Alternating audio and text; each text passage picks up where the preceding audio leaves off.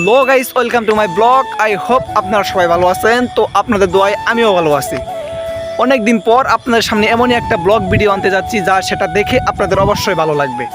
তো ব্লগের কারণটা হচ্ছে দীর্ঘ 25 বছর আমার মামা বিদেশ থাকার পর আজকে বাংলাদেশে ফিরে আসতেছে। তো আমরা সবাই তাকে রিসিভ করতে যাচ্ছি এয়ারপোর্টে। তো সাথে থাকছে আমার ছোটো মামা এবং আমার মেজো মামা। তো ভিডিওটা শেষ পর্যন্ত দেখবেন, সবাই আমাদের সাথেই থাকুন। Let's start. তো গাইস, আমরা কোথাও লেট না করে ঝটপট রওনা দিয়ে দিলাম আমাদের গন্তব্যস্থলে। তো 5 মিনিট রাস্তা পায়ে হেঁটে পাড়ি দিলাম।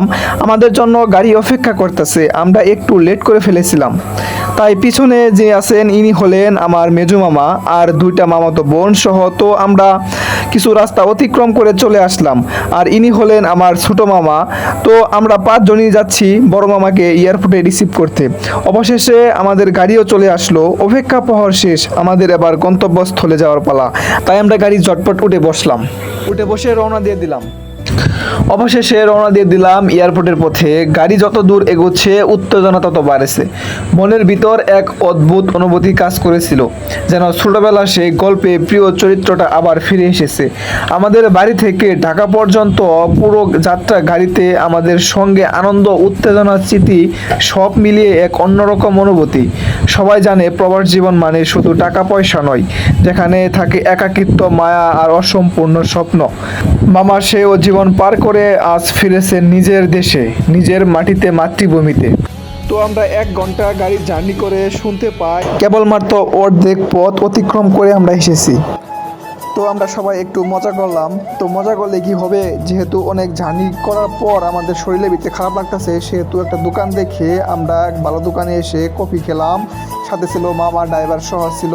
তো আমরা খাবার শেষ করে আবার পুনরায় আমাদের যাত্রা শুরু করে দিলাম। আবার আমি একাই ক্যামেরা শ্যুট করতেছি, আমি আমার নিজের ছবি তুলতেছি এবং রাস্তাঘাট সহ ভিডিও করতেছি। রাস্তাঘাট এত সুন্দর হয়েছে, দেখতে অনেক ভালো লাগতেছে। রাস্তাঘাট দেখে প্রাণটা যেন জুড়িয়ে গেল। এত সুন্দর রাস্তা আবার বাংলাদেশে হয়েছে, সত্যি খুব গর্বের বিষয়। অনেক সুন্দর হয়েছে রাস্তাঘাট ঢাকা শহরে।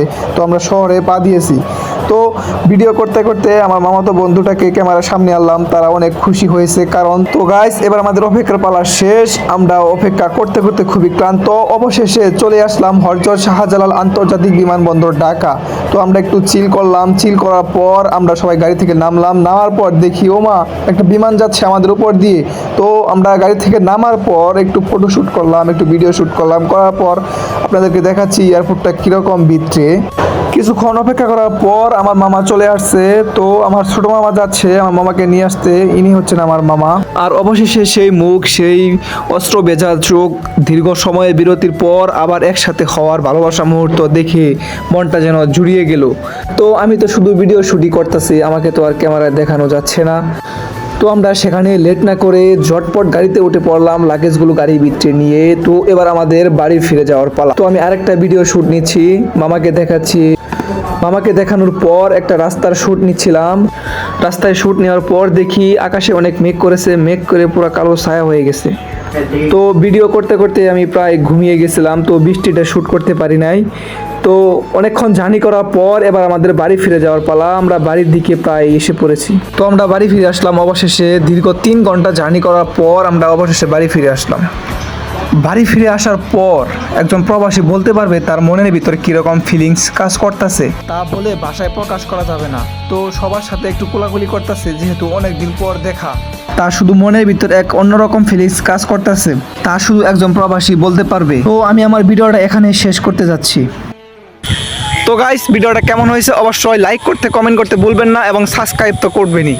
তো সবাই ভালো থাকবেন, সুস্থ থাকবেন। আবারও দেখা হবে নেক্সট কোনো ভিডিওতে ইনশাল্লাহ।